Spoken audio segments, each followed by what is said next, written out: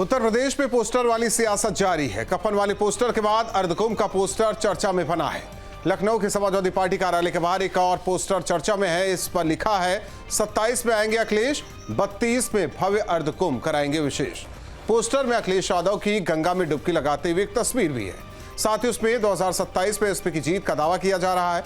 BJP ने पूरे poster विवाद को लेकर एसपी पर पलटवार किया है। मंत्री जयवीर सिंह ने कहा कि मुझे लगता है कि इस स्थिति में अखिलेश जी को जनता की सेवा पर ध्यान देना चाहिए, अपना रवैया बदलना चाहिए, अहंकार से बाहर आना चाहिए और प्रदेश के विकास के लिए काम करना चाहिए।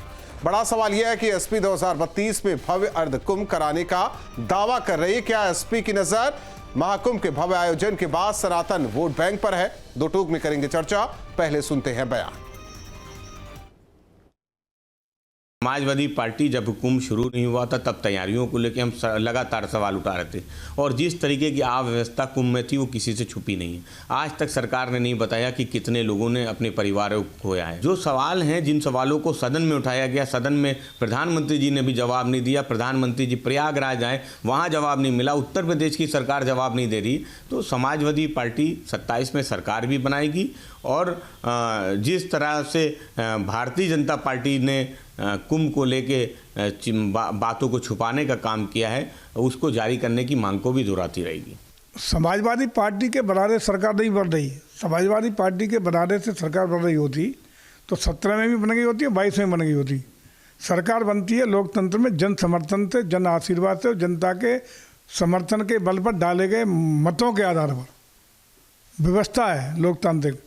लठ से, होर्डिंग से, बोर्डिंग से और लठ से सरकार बनती होती तब लोकतंत्र खत्म हो जाएगा। मुझे लगता है कि होर्डिंग लगाना एक अलग विषय है, लेकिन अभी जनता की सेवा करें, जनता का विश्वास जीतें, तो इसके लिए अखिलेश जी को बहुत लंबी यात्रा करनी पड़ेगी। अपने में बदलाव करना पड़ेगा, घमंड को अपने को दूर रखना पड़ेगा और इस तरह की ओछी हरकतों से बचने का काम करना पड़ेगा। तब मुझे लगता है कि जनता को शायद अखिलेश जी के बारे में सोचने की कुछ कल्पना कर सकते हैं। उससे पहले अभी जनता का कुछ समर्थन नहीं है तो बहुत लंबा इंतजार करना पड़ेगा। और ऐसे में बड़े सवाल, चुनाव आयोग और महाकुंभ बहाना, एसपी का बीजेपी पर निशाना। मिल्कीपुर पर आयोग से तकरार, महाकुंभ पर क्यों सियासी प्रहार। 32 में भव्य अर्धकुंभ कराने का दावा, हिंदू वोट साधने का छलावा। चुनाव आयोग को मरा बताएंगे, 27 में कैसे जीत पाएंगे। मिल्कीपुर में हार की आशंका, चुनाव में धांधली का बजाया डंका। इन्हीं सवालों के साथ मेहमानों से करेंगे चर्चा। डॉक्टर कौशल कांत मिश्रा जी, प्रवक्ता बीजेपी, अशोक यादव जी, प्रवक्ता समाजवादी पार्टी, अजय वर्मा जी, कांग्रेस नेता हमारे साथ जुड़े हैं। आप तीनों मेहमानों का स्वागत है। दो टूक में अशोक यादव जी, एक तरफ एतबार नहीं चुनाव आयोग पर, दूसरी ओर दावा कर रहे हैं कि 27 में जीत जाएंगे। 27 में जीत जाएंगे तो 32 में अर्धकुंभ कराएंगे। ये थोड़ा विरोधाभास लग रहा है, क्योंकि चुनाव आयोग को तो सफेद कपड़ा ही भेज रहे थे, जिसे लेकर एक होल्डिंग भी लगाई गई, पोस्टर भी लगाया गया है। देखिए, जब चुनाव आयोग की जो संवैधानिक संस्था जो हमारे देश के निर्माताओं ने बनाई थी, वो किस लिए बनाई गई? इस देश में, हमारे देश की डेमोक्रेसी विश्व की सबसे बड़ी डेमोक्रेसी है। अमेरिका की डेमोक्रेसी सबसे पुरानी डेमोक्रेसी है। लेकिन इस डेमोक्रेसी के ऊपर ग्रहण अगर किसी ने लगाने का काम किया है तो ये मोदी सरकार ने लगाने का काम किया है। और 26 मई 2014 को शाम को 6 बजे से जैसे ही शपथ ग्रहण होता है मोदी सरकार के, माननीय मोदी जी का, उसी दिन से चुनाव आयोग बीमारी से ग्रस्त हो जाता है। लगातार बीमार होते होते वो चुनाव आयोग आईसीयू में पहुंचता है, वेंटिलेटर पे पहुंचता है और जाके मिल्कीपुर में चुनाव में आते आते बेचारा दम तोड़ देता है। चुनाव आयोग को संजीवनी देने का काम या कोशिश माननीय सुप्रीम कोर्ट ने किया था पिछले साल, जब उसने चुनाव आयोग के सिलेक्शन पैनल में सीजेआई, एलओपी और प्राइम मिनिस्टर का पैनल बनाया था। लेकिन जो संजीवनी दिया था सुप्रीम कोर्ट, उस संजीवनी को भी मोदी सरकार ने उखाड़ के फेंक दिया और चुनाव आयोग को फिर से वेंटिलेटर पे डाल दिया। आप ही बताइए, ऐसे चुनाव आयोग अगर किसी पॉकेट के, किसी पार्टी के पॉकेट के अधीन रहेगा तो देश में लोकतंत्र बचेगा क्या? वही तो मैं आपसे समझना चाह रहा हूं अशोक यादव जी। जो आप कह रहे हैं उसके मुताबिक तो 27 में आप सरकार कह रहे हैं कि सरकार बनाने जा रहे हैं, पोस्टर में यही बातें लिखी गई है। 32 में अर्धकुंभ कराने जा रहे हैं। तो जब स्थितियां ही नहीं बन रही है तो फिर 27 में सरकार कैसे बनाएंगे, अर्धकुंभ कैसे कराएंगे? देखिए, हम लोग समाजवादी लोग हैं हम लोग किसी परिस्थिति से हार नहीं मानते हैं। ये हमारा जन्म समाजवादी पार्टी का सड़क से लेकर के सदन तक संघर्ष करने के लिए ही हुआ है। हम हर वैसे बुराइयों से लड़ने के लिए जाने जाते हैं, उन बुराइयों को परास्त भी करने का हुनर हमारे पास है और उन बुराइयों से लड़ने का हुनर भी हमारे पास है। तो हम हार नहीं मानेंगे, हम लगातार लड़ते रहेंगे। इस अलोकतांत्रिक व्यवस्था से भी लड़ेंगे, इस अलोकतांत्रिक सरकार से भी लड़ेंगे, और जो चुनाव आयोग जो मर गया है इसको जिंदा करने के लिए भी कोशिश किया जाएगा न्यायिक प्रणाली के तहत। तो ये सारी चीजें होंगी। और 2027 में जो सरकार चुनाव आयोग और लोकतंत्र को मुर्दा करने का प्रयास कर रही है, उस सरकार को इस देश की सम्मानित जनता ही सत्ता से हटाने का काम करेगी। आप देखिएगा, जो सरकार कहती थी ना, आपको याद होगा, कहती थी कुंभ को लेकर कि हम बहुत बड़े सनातनी है, श्रद्धालु हैं, न जाने क्या क्या है।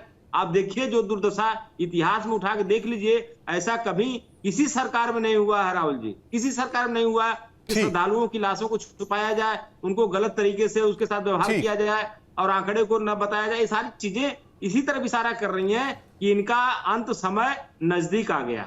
ठीक है, इसीलिए तो कह रहे हैं 27 में कितना हाथ का साथ साइकिल को मिलेगा। अजय वर्मा जी से भी जान लेते हैं, क्योंकि पोस्टर में तो लिखा हुआ है 27 में आ रहे हैं और 32 में अर्धकुंभ भी कराएंगे। बिना कांग्रेस के कैसे संभव? हालांकि दिल्ली में बिना कांग्रेस के तो संभव करने की कोशिश की गई, लेकिन यूपी में बिना कांग्रेस के कैसे संभव? देखिए राहुल राजपूत जी, लोकसभा का चुनाव और मुद्दा होता है, विधानसभा और मुद्दों पर लड़ी जाती है, और नगर पंचायत और मुद्दे। हमारा गठबंधन था इंडिया अलायंस का लोकसभा के चुनावों के ऊपर था, हमारा फोकस था। उत्तर प्रदेश में शुल्क कास्ट और ओबीसी के लोगों की बहुतायत संख्या है। भारतीय जनता पार्टी भी इन पर ही डिपेंड्स करती है। कांग्रेस पार्टी अपना रिवाइवल करने जा रही है, और रहा सवाल विधानसभा के चुनाव का 2027। देखिए राजनीति में ना तो कोई स्थायी दुश्मन होता, ना कोई स्थायी दोस्त होता है। परिस्थिति और समय क्या कहती है उसके ऊपर डिपेंड्स करता है। अब आपने देखा नरेंद्र मोदी जी को कि हेमंत विश्व शर्मा हमारी पार्टी के मंत्री थे, हमारे नेता थे, पानी घोटाला करा, गंगा जल से शुद्ध हो गए, मोदी नामक वॉशिंग मशीन में यहाँ आ गए और मुख्यमंत्री बन गए। शुभेंदु अधिकारी को ले लीजिए, अजीत पवार को ले लीजिए, मतलब मैं ऐसे उदाहरण दूंगा तो चारों तरफ के हालात चलते चले जाएंगे। तो राजनीति में कोई स्थिर दुश्मन और दोस्त नहीं होता। अब आप कह रहे हैं कि महाकुंभ और 27 के चुनाव की, अभी 2025 की हम लोकसभा मिलकर लड़े, हमने इनको पटक नहीं दी।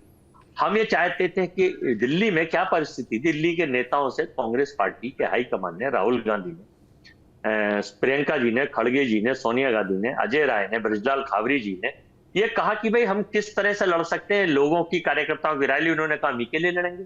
अब कार्यकर्ताओं की माने या अलायंस के मूवमेंट को देखें, अगर जरूरत पड़ती तो हम अलायंस की करते। क्योंकि अच्छी तरह याद है केजरीवाल जी की वजह से हमें कुछ नुकसान हरियाणा में हुआ, कुछ नुकसान गुजरात में हुआ, थोड़ा जहां भी हुआ, जिसकी वजह से मेरा पूछने का तात्पर्य ये नहीं था। देखिए जिस 24 की दुहाई आप लोग दे रहे हैं बार बार कि हमने इनको पटक नहीं दिए, इनको उठा के पटक दिया, वही चुनाव आयोग चुनाव करा रहा था, लेकिन वही उसी चुनाव आयोग पर अब सवाल खड़े किए जा रहे हैं। अब मैं चुनाव आयोग की बात करूं। देखिए चुनाव आयोग, इसमें कोई डाउट नहीं है, आंख मूंद के संवैधानिक संस्था के गरिमा को खत्म कर दिया है। टी.एन. शेषन साहब के टाइम में जो चुनाव आयोग था, वो चुनाव आयोग अब इसलिए नहीं है कि हमने पूछा कि किस तरह से 70 लाख वोटें महाराष्ट्र में बढ़ गई, तो कोई जवाब नहीं दिया गया। कहां है, कैसे बढ़ गई? हमने पूछा हरियाणा में, हमने 21 सीटों पे शिकायत दर्ज कराई, 200 से ज्यादा शिकायत, वीडियो डाले, तो और 93C एक चुनाव आयोग की एक धारा है 93C, उसमें बदलाव करके हिटलर की तरह ये काम हिटलर और उसका प्रचार मंत्री जोसेफ गोवाल करता, जब वो अपनी सुविधा के अनुसार नियम कानून बदल लिया करता था। और यही काम हमारे देश के राजा कर रहे हैं, उसके पदचिन्हों पे चल रहे। वो क्यों बदल दिया गया? आप वीडियो नहीं दिखाएंगे पब्लिक डोमेन में, पब्लिक की चीजें नहीं देंगे। अब आप आ जाइए इजराइल, भारत के इजराइल से बहुत अच्छे कनेक्शन है, हमें पता है, और इजराइल मास्टर है। पेगासिस का जब मामला चला था फंड टैपिंग का, और इजराइल ईवीएम के मामले में उनकी टेक्नोलॉजी संसार में नंबर 1। अब ये कहते हैं कुछ और है, करते कुछ और है। अगर पूरा संसार में बड़े बड़ी कंट्री, ब्रिटेन हो, अमेरिका हो, चाइना हो, सब चुनाव कराते हैं जहां जहां डेमोक्रेसी है। जहां डेमोक्रेसी नहीं है वहां की तो अलग बात है, बैलेट से। तो अब आप दूध का दूध पानी का पानी कर दीजिए। एक बार महाराष्ट्र में मान लेता हूं करने की कहा था कि इस गांव में करा लीजिए। अजय जी, मैं आपकी बात को मान लेता हूं, तो फिर 27 में अखिलेश कैसे जीतेंगे और 32 में कैसे अर्धकुंभ कराएंगे विशेष? देखिए जनता पावर, देखिए सत्ता तो किसी की नहीं रही, कब कब किसी पे आ जाए। 27 में उत्तर प्रदेश की जनता, देश की जनता का दिल बदलेगा तो 27 और 29 भी चेंज होगा। भविष्य के गर्त में क्या छिपा है राजपूत जी, ना मुझे पता ना इन्हें पता। नहीं, आप ही कह रहे हैं चुनाव आयोग उनका, ईवीएम उनका, सब कुछ उनका। हाँ, देखो ED, CBI, income tax, IT, तो फिर आएंगे कैसे चुनाव आयोग, ईवीएम, ये इनके 7 आदर्श सहयोगी हैं जो समय समय पर स्थान के अनुसार प्रदेश। नहीं, मैं वही समझने की कोशिश कर रहा हूं बहुत देर से कि सब कुछ तो उनका आप लोगों ने बताया, लेकिन आएंगे कैसे 27 में, ये कोई नहीं समझा पा रहा है मुझे। भगवान की लाठी में बहुत जान होती है, जब पड़ती है ना वो मोदी देखती, ना अजय वर्मा देखती, ना राहुल गांधी देखती, ना खबरी जी देखती। जब पड़ेगी किसी गलत आदमी पे तो वो अपने आप पलट जाएंगे, अपने आप आ जाएंगे। समझ में आई बात डॉक्टर कौशल कांत जी। प्रदेश की जनता मजबूती से चुनाव लड़ाएगी। और अब 18 तारीख को देखना चाहते हैं राजीव कुमार साहब का रिटायरमेंट है, क्या सरकार के पास और योग्य अफसर हैं, या की लाठी पड़ेगी। चुनाव आयोग का 27 में अखिलेश जीत जाएंगे और 32 में अर्धकुंभ विशेष कराएंगे। राहुल जी, मैं तो बड़ा प्रसन्न हूं कि कांग्रेस के लोग अब समझने लगे कि भगवान की लाठी में देर होती, अंधेर नहीं होती, उसकी लाठी में आवाज नहीं होती। ये वही लोग हैं जो राम सेतु पर एफिडेविट गलत देते थे, ये वही लोग हैं जो राम के मंदिर को डिले कराने के लिए सारी कोशिश करते थे, ये वही लोग हैं जो राम को काल्पनिक बताते थे। चलो कम से कम इतने सनातनी तो हुए चुनाव के चक्कर में ही सही, इतने सनातनी तो हुए, राम को माना तो। अब ये सर्टिफिकेट बांटने का काम करेंगे। अब ये नहीं हिंदू जो राम के नाम पे अजय वर्मा को पॉलिटिसाइज करते हैं, कॉरिडोर में चंदा लो, अजय वर्मा जी, अशोक यादव जी से सीखिए। देखिए ये प्रवक्ता हमको, अशोक यादव जी से सीखिए, अपने सहयोगी से सीखिए, अनुशासन में है, अपनी बारी में ही बोलते हैं।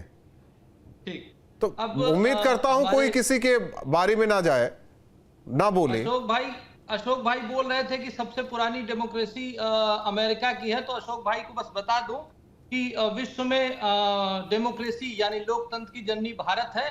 विश्वेश्वर महाराज की मूर्ति 11वीं शताब्दी के पहले भी लोकतंत्र हमारे देश में स्थापित हमारे देश के लोगों ने ही किया था। तो ये आपके लिए सिर्फ एक इंफॉर्मेशन है, इसमें कुछ अदरवाइज मत लीजिएगा। जहां तक रही इन्होंने समाजवाद की बात की, तो समाजवाद के बारे में यही कहा जाता है, जेपी आंदोलन के कोख से निकला हुआ समाजवाद, उसका बेसिक कैरेक्टर क्या था? कांग्रेस का विरोध, इमरजेंसी का विरोध, जातिवाद के खिलाफ और परिवारवाद के खिलाफ। इन चारों में डूब चुकी है समाजवादी पार्टी।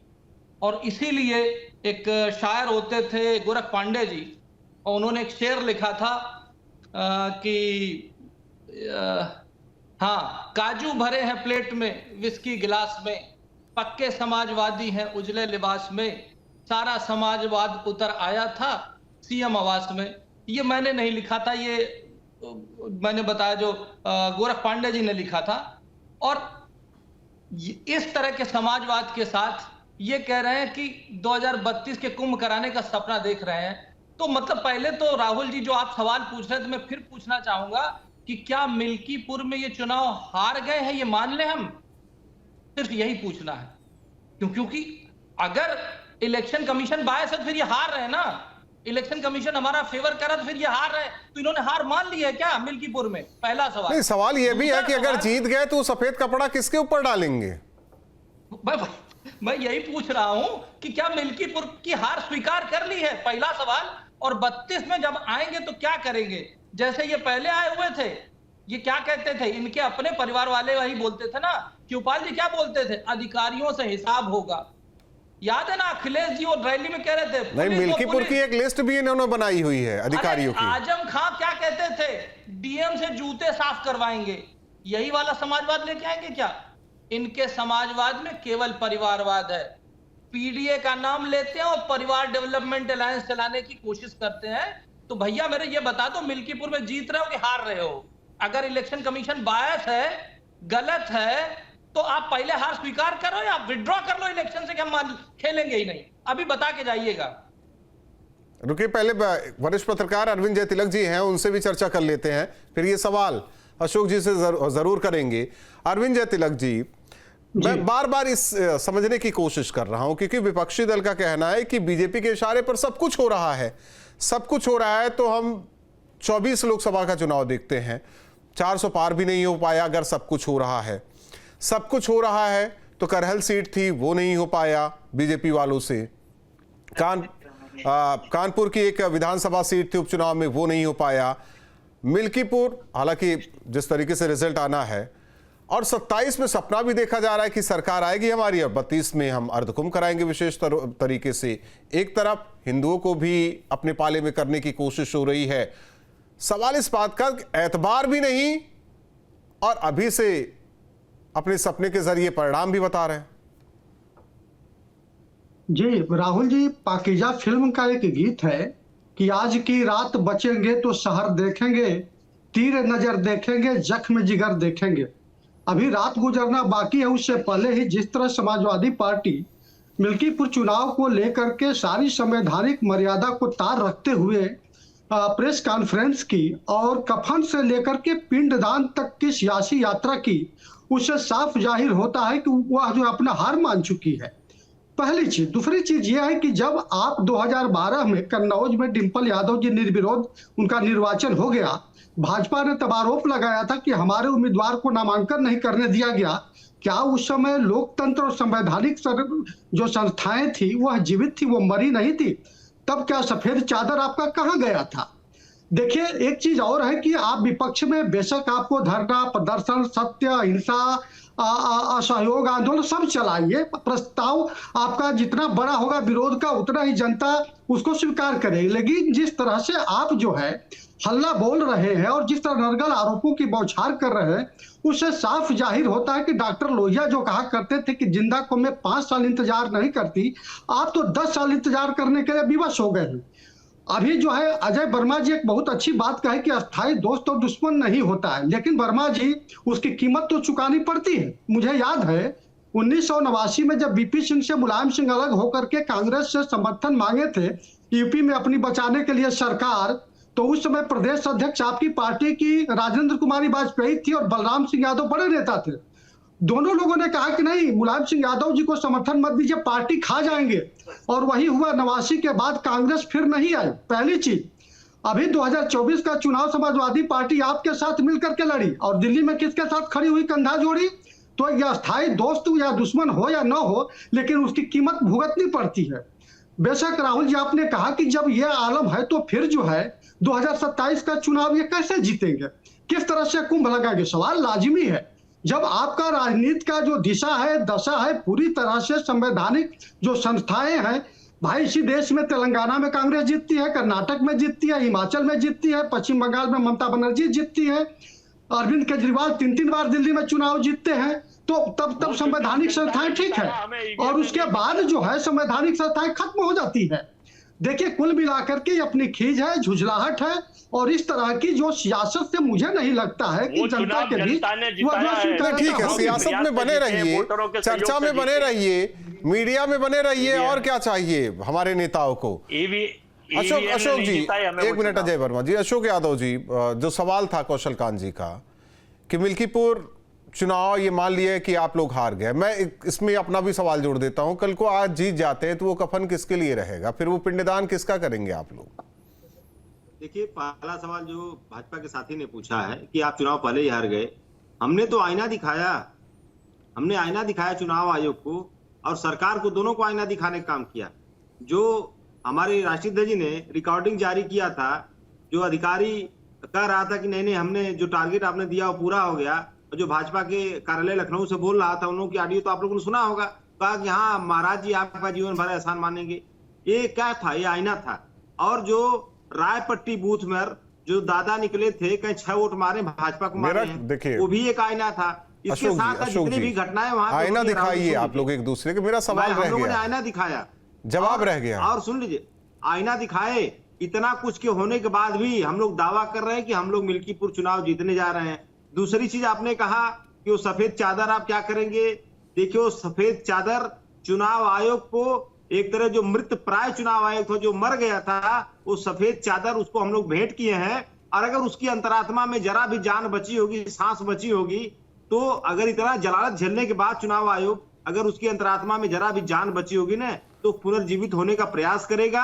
बाकी जो सफेद चादर है जनता उड़ाएगी 2027 में। मुझे लग रहा है ना कि ये सफेद चादर 4 तारीख को अगर ये पोस्टर लखनऊ में लगा होता 27 में आएंगे अर्धकुंभ कराएंगे तो अच्छा इफेक्ट पड़ता आप लोगों पर।